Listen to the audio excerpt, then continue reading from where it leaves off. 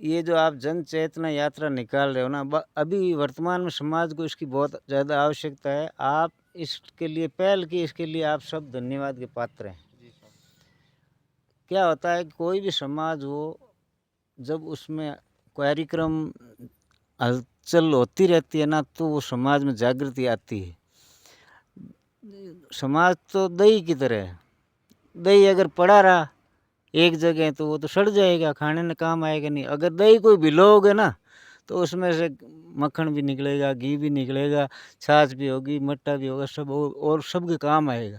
तो आप जो ये यात्रा निकालते हो ना, इससे पहली बात तो इसका संदेश बढ़िया। आप कितने लोगों को जगह पाओगे, उससे कई ज़्यादा लोग इसका संदेश से प्रभावित होंगे।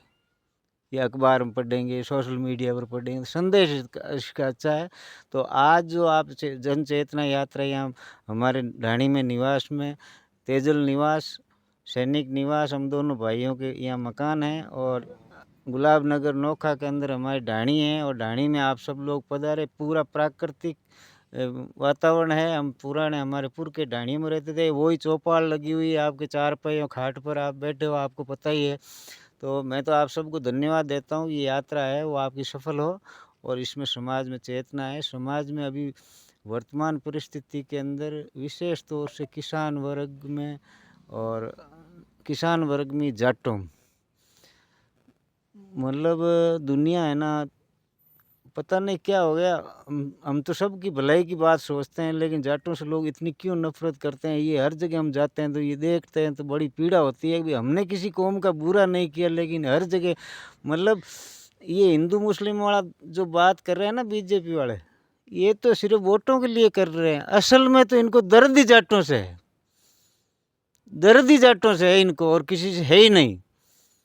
तो ये आप जगाओ जाटों को, हमारी फालतू खर्चे बंद करो, आर्थिक रूप से मजबूत हो। आने वाला समय खराब है, आप पैसे नहीं बचाओगे तो अपन सर्वाइव कैसे करेंगे। और जो कौम आर्थिक रूप से पिछड़ जाती है ना, वो राजनीतिक रूप से पिछड़ जाती है, और राजनीतिक रूप से जो कौम पिछड़ जाती है वो स्वतः ही नष्ट हो जाती है, उसका इतिहास ही खत्म हो जाता है। क्योंकि आज लोकतंत्र के अंदर राजनेता ही सबसे पावरफुल है, और जब तक आप राजनीतिक में आप कुछ हासिल नहीं करोगे तब तक आपका कोई अस्तित्व नहीं है।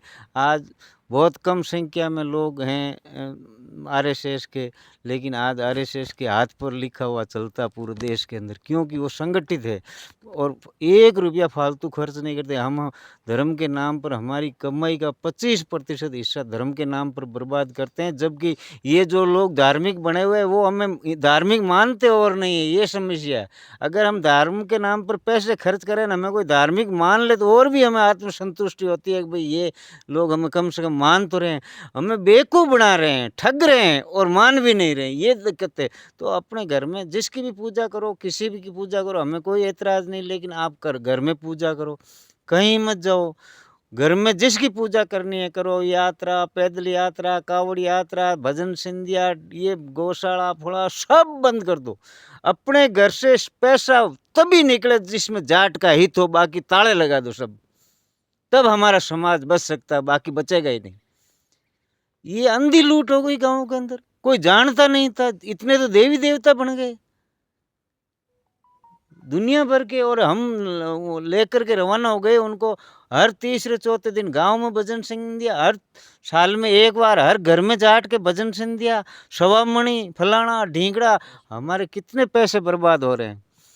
तो ये आप जगाओ कौम को। और पहली बात तो ये है कि आप जहाँ कर भी जाओ ना, तो सबसे पहले एक ही बात है, जब तक आप जाट नहीं बनोगे तब तक आपका भला नहीं होगा। और जाट जिस दिन बन गए उस दिन ये सारी बुराइयाँ खत्म हो जाए। क्योंकि आज से 50 साल पहले हमारे जाट थे ना, वो न तो कोई मंदिर में जाते, नहीं कोई प्रसाद चढ़ाते, न श्रवमणि करते, न सुगन मनाते, न ये शादी ब्याह में टेवा मिलाते, कुछ नहीं करते थे।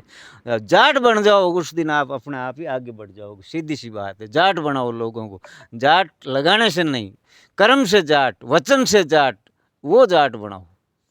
जाट जाट जाट तो सारी दुनिया ही करती है।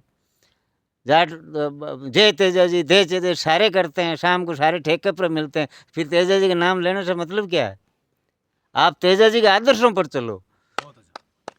तब समाज आगे बढ़ेगा, नहीं तो आगे थोड़ी बढ़ेगा। आप जन चेतना यात्रा के माध्यम से पूरे समाज को जगाओ, ताकि आपको समाज आगे बढ़ने में जो महत्वपूर्ण भूमिका जिन लोगों की रहेगी, उसमें आपकी भी मानी जाएगी।